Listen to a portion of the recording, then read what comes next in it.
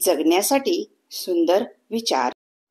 स्वतःच्या आयुष्याची तुलना दुसऱ्या कोणासोबत करू नका, कारण सगळी फुले एकाच वेळी फुलत नाहीत. वर्तमानात जगा. भूतकाळ आठवून पश्चाताप करणे आणि भविष्यकाळाचा विचार करणे थांबवा. तुमच्या इच्छेनुसार तुमच्या आवडीचे काम करा किंवा मनापासून काम करा. रिकामे राहू नका. काहीतरी नवीन शिकण्याचा प्रयत्न करा.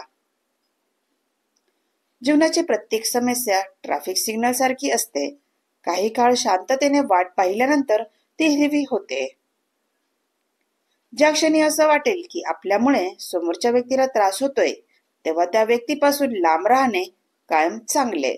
कारण सोबत राहून त्रास देण्यापेक्षा लांब राहून त्या व्यक्तीचं सुख पाहणं केव्हाही चांगले.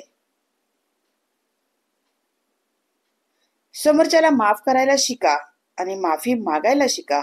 यामुळे आपल्याला त्रास होत नाही. क्षमा करा.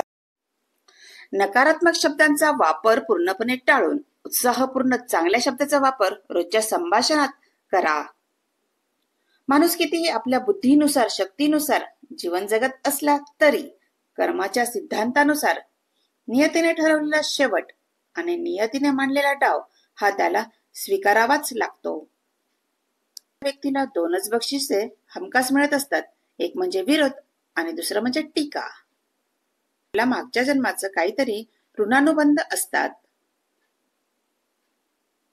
द्वेष, मत्सर, ईर्ष्या सारे बाजूला ठेवून हा देह शेवटी मातीतच विसावणार हे सत्य कळले तरी अनेक निरर्थक गोष्टींनाही निश्चितच मुठमाती मिळेल.